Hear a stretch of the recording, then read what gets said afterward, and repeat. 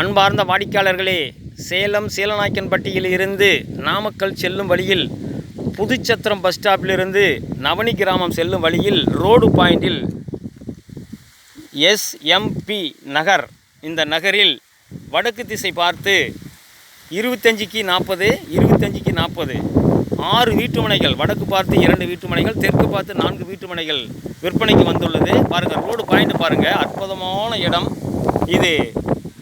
ஒரு வீட்டுமனையின் அளவு 1000 சதுரடி.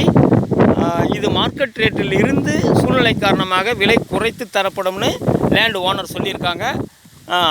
இந்த வீட்டுமனை சம்பந்தமான தகவல்களுக்கும் வீட்டுமனைகள், வீடுகள், விவசாய நிலங்கள், இதர சொத்துக்கள் விற்க வாங்க தொடர்புக்கு 99 94 94 08 49.